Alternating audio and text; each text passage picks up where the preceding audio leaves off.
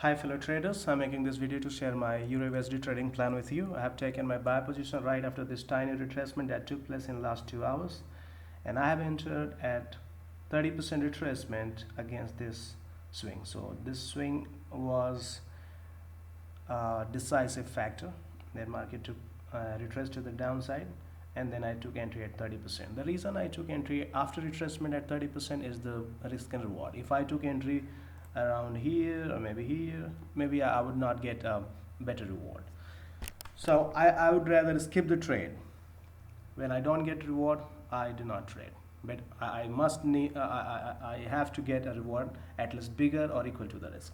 So that's why I had to wait. And anyway, when this development was taking place here, after this bigger candle, another candle was smaller, then even smaller, then even smaller, which was giving me an indication that it can retrace to the downside before further upward continuation. That's why I waited for the retracement. If you see the similar scenario, it's a common sense after looking at the price action that you should wait for the retracement. But before I explain you all the things and the bigger picture behind this entry, I'll tell you about the previous trade. Previous trade was a sell trade that was 3-drive pattern. This was the first drive, this was second drive, and this was the third drive. So this was mathematically correct 3-drive because every drive was 127.2% extension of its previous retracement. This drive was 127.2% of its previous retracement.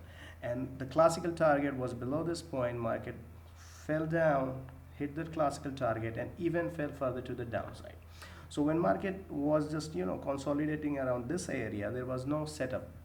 When the classical target of 3-drive was completed, I didn't suggest any trade because then market can go to any direction, maybe to the upside, maybe to the downside. So when market started going up and it came back to this previous upward trend line, it gives me better bullish confidence, and I decided to enter a buy position after this retracement took place. And then it made a morning star, which is a bullish pattern. If you look at this candle, this tiny candle, and then this bigger bullish engulfing candle, this alone is a bullish engulfing. And if we look at these 3 candles, they make a morning star, which also is a bullish pattern. And then the criteria on 4-hour time frame was fulfilled to make an entry because market was already uptrending. This proved to be just a retracement when market hit back the trend line with a faster speed. If you look at the daily time frame, technically market was already in the uptrend, then it retraced to the downside, closed below this MACD predictor, but couldn't continue to the downside, and the candle of October 19 closed again above the MACD predictor. So technically the trend on daily time frame also shifted to the bullish side on this October 19. So the criteria of daily time frame was satisfied, criteria on 4-hour time frame was satisfied, and then criteria all the criteria of 1 hour was also satisfied. Let's look at the criterion. This RSI. So RSI also crossed above 50. Moving average crossover also took place, and this took place right after completion of this candle, or maybe I think this candle. Yeah, this candle, the candle of 13 hours. So this but if I took position right after completion of this candle, maybe I would have I would be required to risk 61 or 62 pips, and then my reward would be a little less.